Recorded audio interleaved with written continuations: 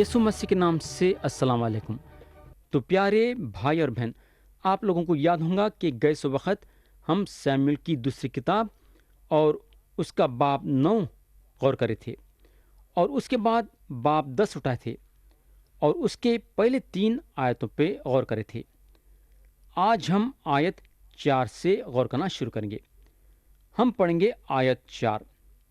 लिखा हुआ है, तब हनून ने दाऊद के खादिमों को पकड़कर उनकी आधी आधी दाढ़ी मुंडवाई और उनकी पोशाक बीच से सुरीन तक कटवा कर उनको रुखसत कर दिया। मेरे दोस्त, यहाँ हानून जो हैं दाऊद के लोगों की तौहीन करा, यानी कि बेइज्जत करके उनको चला दिया। उन लोग सोचे भी नहीं होंगे कि उन लोगों की बेइज्जती होंगी, और ऐसी बेइज्जती जो कि सोच भी नहीं सकते, मगर ऐसी बेइज्जती करना जंग के तरफ बढ़ाई। आयत 5 और 6 में लिखा हुआ है, जरा गौर से सुनो। जब दाऊद को खबर पहुंची तो उसने उनसे मिलने को लोग भेजे, इसलिए कि ये आदमी निहायत शर्मिंदा थे। सो बादशाह ने फरमाया कि जब तक तुम्हारी दाढ़ी ना बढ़े यरीहो में रहो, उसके बाद चले आना। जब बनी अम्मोन ने देखा कि वो दाऊद के आगे नफरत अंगेज हो गए, तो बनी अम्मोन ने लोग भेजे और बैत रहोब के अरामियों और जोबा के अरामियों में से 20,000 प्यादों को और माका के बादशाह को 1,000 सिपाहियां समेत और तोप के 12,000 आदमियों को उजरत पर बुला लिया। तो यहाँ हम देखते हैं कि बात जंग के तरफ बढ़ती है और जंग की तैयारी होती है। हमारा काम यह है कि दूसरों के बोलने से हम फैसला करना नहीं चाहिए। ये बिल्कुल गलत बात है। हानून का काम था कि तहकीकात करना और ये देखना कि दाऊद जिन लोगों को भिजाए हैं उनको तसल्ली देने के लिए भिजाए हैं या फिर मुल्क की जासूसी करने के लिए भिजाए हैं। हानून जो है ये देखना ज़रूरी था। अगर हानून तहकीकात कर लेता तो बात जंग पे नहीं पहुंचती थी। तो हम हमारे ज़िंदगी में भी एकदम से फैसला करना नहीं चाहिए, बल्कि सोच समझ के और दरियाफ्त करके फैसला करना चाहिए। आयत 7 से 10 पढ़ेंगे। और दाऊद ने ये सुनकर योआब और बहादुरों के सारे लश्कर को भेजा। तब बनी अम्मोन निकले और उन्होंने फाटक के पास ही लड़ाई के लिए सफ बांधी, और जोबा और राहोब के अरामी और तोब और माका के लोग मैदान में अलग थे। जब योआब ने देखा कि उसके आगे और पीछे दोनों तरफ लड़ाई के लिए सफ बांधी है, तो उसने बनी इस्राएल के खास लोगों को चुन लिया और अरामियों के मुकाबिल उनकी सफ बांधी, और बाकी लोगों को अपने भाई अबिशाय के हाथ सौंप दिया, और उसने बनी अम्मोन के मुकाबिल सफ बांधी। प्यारे भाई और बहन, इस्राएलियाँ जंग करके आदी हो गए थे, और योआब यहाँ जो हैं अपनी पूरी कोशिश में हैं बेहतरीन से बेहतरीन सिपाहियों को दुश्मन के सामने लगाने के लिए, ताकि जंग जीते। वैसा आयत 18 और 19 में लिखा हुआ है, और आरामी इस्राएलियों के सामने से भागे, और दाऊद ने आरामियों के साथ 100 रथों के आदमी और 40,000 सवार कत्ल कर डाले, और उनकी फौज के सरदार सोबक को ऐसा मारा कि वो वहीं मर गया।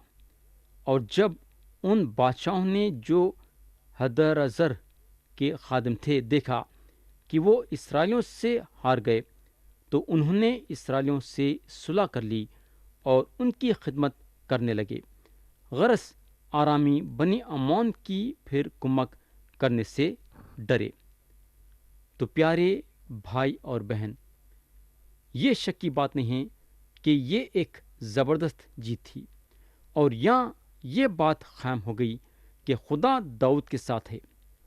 تو یہاں ہم ختم کریں گے باب 10، اور اب ہم اٹھائیں گے باب 11۔ ہم پڑھیں گے اس کی آیت 1۔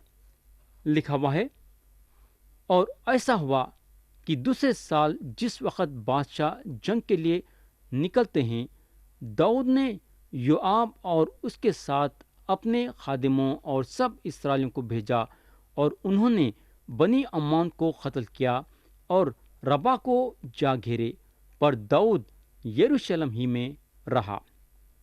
تو یہ ایک ایسا وقت تھا جہاں بادشاہاں جنگ کرنے کے لیے جاتے تھے۔ یہاں داؤد جو ہیں یوآب اور اپنی فوج کو بنی عمون سے لڑنے کے لیے بھیجائے، لیکن داؤد اس وقت ان کے ساتھ جنگ کو نہ گئے بلکہ یروشلم میں ٹھہر گئے۔ مگر داؤد کے لیے یہ بات اچھی نہیں تھی۔ انہوں کیوں ٹھہر گئے؟ میرا خیال یہ ہے کہ داؤد اپنے لیے محل بنانے کے بعد ان کو وہ محل میں سکون دکھا۔ یہ محل ادلم کے غار سے بالکل الگ تھا۔ اپنے جوانی میں داؤد اپنی زندگی ادلم کے غار میں گزارے تھے، لیکن جب انہوں اپنے لیے محل بنائے اور اس میں رہنے لگے تو ان کو بالکل آرام دکھا۔ ادلم کے غار میں ان کے جسم میں پتھرے چبھتے تھے، مگر یہ محل میں ان کے لیے نرم بستر تھا، یعنی کہ نیند آرام کی اور چین کی لگتی تھی۔ اس کے علاوہ داؤد کو کوہ سیون سے لگا ہو گیا تھا، اور انہوں یہ محل کے اطراف رہنا چاہتے تھے۔ ہم کو معلوم ہونا چاہیے کہ جسمانی ترقی لوگوں کو جکڑ لیتی ہے۔ یہ جسمانی ترقی جو ہے داؤد کو جکڑ لی۔ تو یہاں داؤد جنگ میں جانے کے بجائے محل میں ٹھہر گئے، اور یہ ان کی ایک بہت بڑی غلطی تھی۔ آیت 2 میں لکھا ہوا ہے، اور شام کے وقت داؤد اپنے پلنگ پر سے اتر کر بادشاہی محل کی چھت پر ٹہلنے لگا، اور چھت پر سے اس نے ایک عورت کو دیکھا جو نہا رہی تھی، اور وہ عورت نہایت خوبصورت تھی۔ وہ دنوں میں چھت ایک ایسی جگہ تھی جہاں لوگ شام کا وقت چھت پہ اپنا وقت گزارتے تھے۔ تو داؤد اپنے محل کے چھت پہ گئے اور چھت پہ ٹہلنے لگے۔ شاید ان کے دل و دماغ میں چند باتوں کی پریشانی تھی ہوں گی۔ ان کے لوگ جنگ میں حصہ لے رہے تھے، یعنی کہ جنگ لڑ رہے تھے، اور انہوں شاید یہ سوچتے تھے ہوں گے کہ آخر جنگ میں کیا ہو رہا ہوگا، کیا ان کے لوگ جنگ جیت رہے ہیں یا پھر ہار جا رہے ہیں۔ تو سوچتے سوچتے انہوں اپنے چھت پہ ٹہل رہے تھے اور ادھر ادھر دیکھ رہے تھے۔ جب انہوں اپنی نظر چو طرف بڑھائے تو ان کی نظر ایک عورت پہ پڑی جو نہا رہی تھی۔ لوگوں کا یہ خیال ہے کہ یہ عورت اپنے چھت پہ نہا رہی تھی، حالانکہ یہ گناہ داؤد کا تھا۔ خدا داؤد کو قصوروار ٹھہرایا، لیکن ایسا لگتا ہے کہ اس میں بتسبا کا بھی ہاتھ تھا۔ بتسبا اپنے بارے میں تھوڑا خیال کرنا تھا۔ بتسبا کے بدن کو جو داؤد دیکھے ان کا دل مچل گیا۔ میرے بھائی، اب میں جو بات بولنے جا رہا ہوں شاید آپ لوگوں کو برا لگے گا۔ آج کے زمانے میں جو عورتیں کپڑے پہن رہے ہیں اور اپنے بدن کو دکھا رہے ہیں، وہ لوگوں کے لیے یعنی کہ مردوں کے لیے ایک آزمائش بن جا رہی ہے نا۔ آج کئی مسیح بہنیں ہیں، معافی چاہتا ہوں بولنے کے لیے، جو اس بات کا خیال نہیں کر رہے کہ ان لوگوں کیسے کپڑے پہننا چاہیے۔ اپنے بدن کی نمائش کرنے کی ضرورت نہیں ہے، بلکہ اپنے بدن کو ڈھکنے کی ضرورت ہے۔ تو آج سارے مسیح بہنوں کے لیے میری التجا یہ ہے کہ جب آپ کپڑے پہنتے ہیں تو اچھی طریقے سے پہنیے، نمائش کے لیے نہیں۔ میں سمجھتا ہوں کہ یہ عورت بتسبا بھی خسروار تھی۔ اس کو کھلم کھلا نہانے کی کیا ضرورت تھی؟ سوچو تھوڑی دیر کے لیے، کیا کوئی کمرہ نہیں تھا کیا اس کے لیے جہاں وہ جا کے نہا سکتی تھی؟ آیت 3 اور 4 پڑھیں گے، لکھا ہوا ہے، تب داؤد نے لوگ بھیج کر اس عورت کا حال دریافت کیا، اور کسی نے کہا، کیا وہ ایلیام کی بیٹی بتسبا نہیں جو ہتی یوریا کی بیوی ہے؟ اور داؤد نے لوگ بھیج کر اسے بلا لیا۔ وہ اس کے پاس آئی اور اس نے اس سے صحبت کی، کیونکہ وہ اپنی ناپاکی سے پاک ہو چکی تھی۔ پھر وہ اپنے گھر کو چلی گئی۔ میرے دوست، یوریا جو ہیں ایک پردیسی تھا۔ یہ ایک بہت ہی غلیظ کہانی ہے۔ اگر داؤد جنگ میں نکل گئے ہوتے، میں یقین کرتا ہوں ایسا نہیں ہوتا تھا، یا پھر بتسبا اندر کے کمرے میں نہاتی رہتی تو ایسا نہیں ہوتا تھا۔ داؤد کا جنگ کو نہیں جانا اور چھت پہ ٹہلنا اور بتسبا کا کھلم کھلا نہانا گناہ کے طرف بڑھایا۔ جب انسان بیکار رہتا ہے نا، تو اس کے دل و دماغ میں شیطان ولغراتا اور اس کو گناہ کرنے میں مجبور کرتا ہے۔ آیت 5 سے 7 پڑھیں گے، لکھا ہوا ہے، اور وہ عورت حاملہ ہو گئی، سو اس نے داؤد کے پاس خبر بھیجی کہ میں حاملہ ہوں، اور داؤد نے یوآب کو کہلا بھیجا کہ ہتی یوریا کو میرے پاس بھیج دے۔ سو یوآب نے یوریا کو داؤد کے پاس بھیج دیا۔ اور جب یوریا آیا تو داؤد نے پوچھا کہ یوآب کیسا ہے اور لوگوں کا کیا حال ہے اور جنگ کیسی ہو رہی ہے؟ پیارے بھائی اور بہن، داؤد کے سامنے ایک بہت بڑی مصیبت پیدا ہو گئی۔ اب یہ مصیبت میں انہوں کیا کرنا چاہیں گے یا کیا کر سکتے؟ یوریا جو ہیں بتسبا کے میاں تھے اور داؤد کے فوج کے زبردست جنگی مرد تھے۔ اس کے علاوہ انہوں ایک وفادار آدمی بھی تھے۔ تو یہاں داؤد یہ ظاہر کرنا چاہتے تھے کہ انہوں اس لیے یوریا کو بلا بھیجے ہیں تاکہ جنگ کے بارے میں جانے کہ جنگ کیسی چل رہی ہے۔ یہ تو صرف ایک بہانہ تھا، مگر داؤد کے دل و دماغ میں کچھ اور بات تھی۔ آیت 8 میں لکھا ہوا ہے، پھر داؤد نے یوریا سے کہا کہ اپنے گھر جا اور اپنے پاؤں دھو۔ اور یوریا بادشاہ کے محل سے نکلا اور بادشاہ کی طرف سے اس کے پیچھے پیچھے ایک خان بھیجا گیا۔ تو یہاں داؤد اپنے طرف سے پوری کوشش کر رہے تاکہ یہ گناہ سے بچے۔ ویسا خدا کے نظروں میں تو ایسا کام کر کے گناہ کر دیے تھے، مگر داؤد یہ گناہ کو لوگوں کے آنکھوں میں لانا نہیں چاہتے تھے، یا انہوں لوگوں کے نظروں سے بچنا چاہتے تھے۔ آیت 9 سے 11 پڑھیں گے، لکھا ہوا ہے، پر یوریا بادشاہ کے گھر کے آستانے پر اپنے مالک کے اور سب خادموں کے ساتھ سویا اور اپنے گھر نہ گیا۔ اور جب انہوں نے داؤد کو یہ بتایا کہ یوریا اپنے گھر نہیں گیا، تو داؤد نے یوریا سے کہا، کیا تو سفر سے نہیں آیا؟ پس تو اپنے گھر کیوں نہ گیا؟ یوریا نے داؤد سے کہا کہ صندوق اور اسرائیل اور یہودا جھوپڑیوں میں رہتے ہیں، اور میرا مالک یوآب اور میرے مالک کے خادم کھلے میدان میں ڈیرے ڈالے ہوئے ہیں۔ تو کیا میں اپنے گھر جاؤں اور کھاؤں پیوں اور اپنی بیوی کے ساتھ سوؤں؟ تیری حیات اور تیری جان کی قسم، مجھ سے یہ بات نہ ہوگی۔ تو پیارے بھائی اور بہن، یوریا جو ہیں بادشاہ کے محل کے دروازے کے پاس سوئے۔ جنگ کے وقت یوریا اپنے گھر جا کے سونا نہیں چاہتے تھے، اور یہ بات داؤد کو حیران میں ڈال دی۔ اس کے علاوہ داؤد کے لیے یہ ایک ڈانٹنی تھی کہ داؤد جنگ میں جانے کے بجائے اپنے محل میں लुत्फ उठा रहे थे।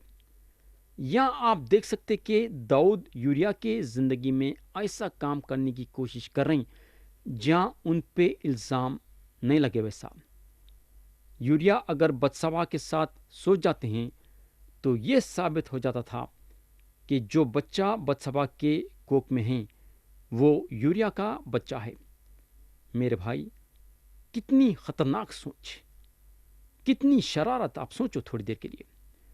दाऊद यहाँ अपने आप को आराम से निकालने के लिए सोचे, मगर दाऊद ये भूल गए थे कि आसमान में एक खुदा है जो उन पे नज़र रख रहा है और उनके ये काम को नाकामयाब करने वाला है। प्यारे भाई और बहन, यहाँ एक ज़बरदस्त बात ये गौर करने की है कि यूरिया एक ज़बरदस्त आदमी थे। हालांकि उन्होंने एक परदेसी थे, उन्होंने इसराइलियों के लिए एक वफादार आदमी साबित हुए। और क्योंकि उन्होंने अपने घर नहीं गए और बत्सबा के साथ सोए नहीं, तो दाऊद और भी परेशान और मुसीबत में आ गए। सोचो थोड़ी देर के लिए, जब खुदा काम करने के लिए निकलता है तो वो गुनाह को ज़रूर बाहर लाता है। या अगर हम यूरिया के बातों को पढ़ेंगे तो उनके बातें ज़बरदस्त थे। दाऊद यहाँ कुछ भी नहीं कर सके सिवाय इसके कि उनको अपने गुनाह का एक और कदम लेना पड़ा। कितनी खराब बात। यूरिया जो हैं दाऊद को बोलने को लगे, संदूक और इसराइल और यहूदा झोपड़ियों में रहते हैं और मेरा मालिक योआब और मेरे मालिक के खादिम खुले मैदान में डेरे डाले हुए हैं, तो क्या मैं अपने घर जाऊं और खाऊं पीऊं और अपनी बीवी के साथ सोऊं? आयत 12 और 13 में लिखा हुआ है, फिर दाऊद ने यूरिया से कहा कि आज भी तू यहीं रह जा, कल मैं तुझे रवाना कर दूंगा। सो यूरिया उस दिन और दूसरे दिन भी यरूशलेम में रहा। और जब दाऊद ने उसे बुलाया तो उसने उसके हुजूर खाया पिया और उसने उससे पिलाकर मतवाला किया। और शाम को वो बाहर जाकर अपने मालिक के और खादिमों के साथ अपने बिस्तर पर सो रहा, पर अपने घर में ना गया। तो यहाँ दाऊद एक और पैतरा चलते हैं ताकि यूरिया को घर जाके बत्सबा के साथ सोने में मजबूर करे। वैसा दाऊद जो हैं यूरिया को पिला के मस्त कर दिए, मगर फिर भी यूरिया में ये खूबी थी कि इतना पीने के बावजूद उनके दिलो दिमाग में ये बात बैठी हुई थी कि उनको घर जाना नहीं है और बत्सबा के साथ सोना नहीं है। आयत 14 और 15 में लिखा हुआ है, सुबह को दाऊद ने योआब के लिए एक खत लिखा और उसे यूरिया के हाथ भेजा। और उसने खत में ये लिखा कि यूरिया को घुमसान में सबसे आगे रखना और तुम उसके पास से हट जाना ताकि वो मारा जाए और जान बहक हो। तो मेरे भाई, यहाँ दाऊद खुदा के आंखों के सामने एक बहुत बड़ा गुनाह करे। उन्होंने बोल के यूरिया को कत्ल करवा देना चाहते थे। ये एक खतरनाक गुनाह था। खुदा का कलाम साफ साफ बताता है कि उन्होंने क्या करे। खुदा उनके गुनाह को छुपाने नहीं दिया, वो गुनाह को खुदा बाहर लाया। तो यहाँ दाऊद जो हैं खुदा के नज़रों में एक बहुत बड़े गुनहगार बने। आयत 17 से 20 में लिखा हुआ है, और उस शहर को लोग निकले और योआब से लड़े और वहां दाऊद के खादिमों में से थोड़े से लोग काम आए और हित्ती यूरिया भी मर गया। तब योआब ने आदमी भेजकर जंग का सब हाल दाऊद को बताया और उसने खासिद को ताकीद कर दी कि जब तू बादशाह से जंग का सब हाल अर्ज कर चुके, तब अगर ऐसा हो कि बादशाह को गुस्सा आ जाए और वो तुझसे कहने लगे कि तुम लड़ने को शहर के ऐसे नज़दीक क्यों चले गए, کیا تم نہیں جانتے تھے کہ وہ دیوار پر سے تیر ماریں گے؟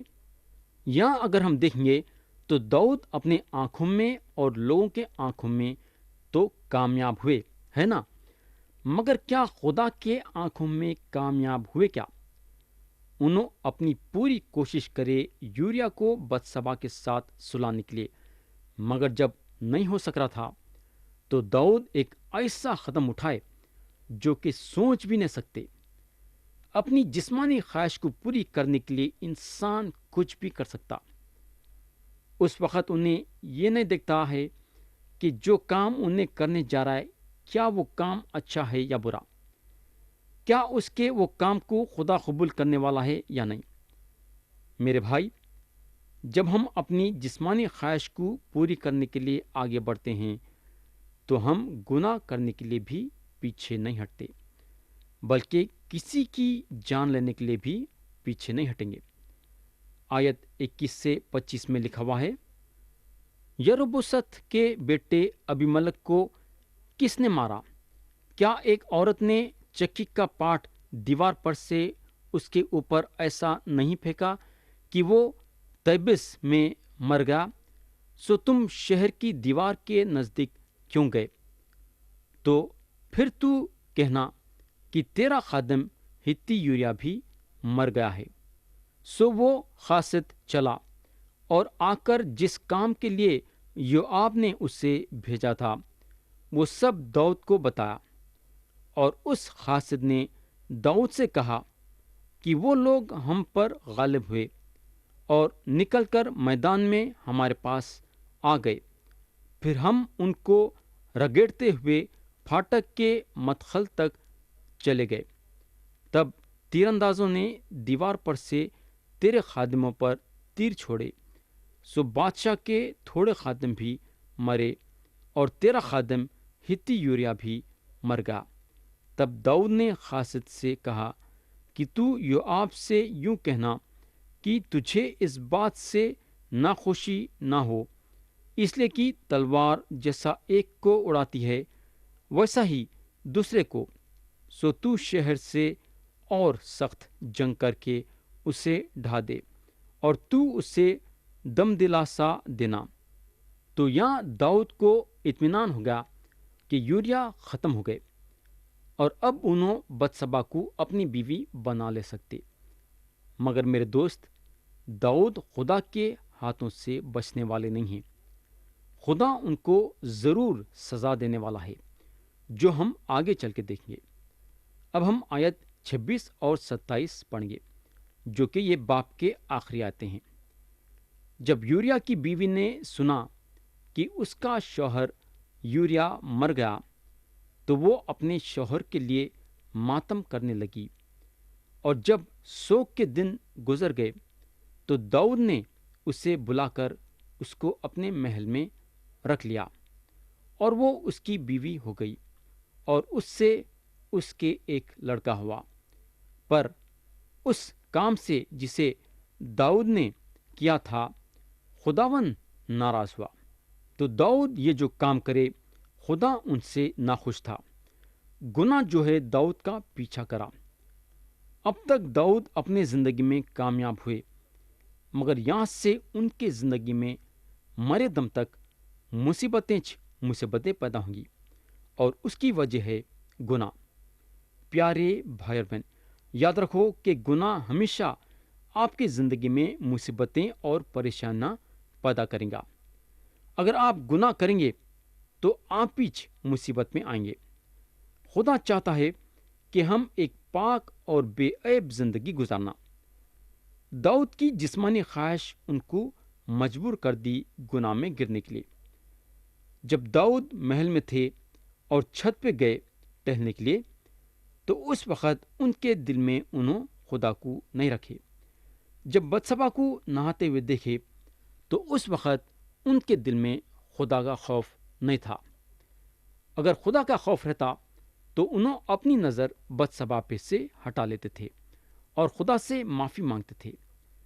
میں یقین کرتا ہوں کہ اس وقت اگر داؤد خدا سے دعا کرتے کہ مالک یہ آزمائش میں گرنے سے میرے کو بچا لے، تو خدا ان کو طاقت اور قوت دیتا تھا یہ آزمائش میں گرنے سے بچنے کے لیے۔ اگر ہم غور کریں گے تو ہم کو معلوم ہوگا کہ بتسبا کے ساتھ بلاتکاری کرنے کے بعد انہوں اس وقت بھی یہ خیال نہیں کرے کہ انہوں خدا کے آگے گناہ کریں۔ یا میں کلام کو ختم کروں گا یسوع مسیح کے پیارے اور بلند نام میں، آمین۔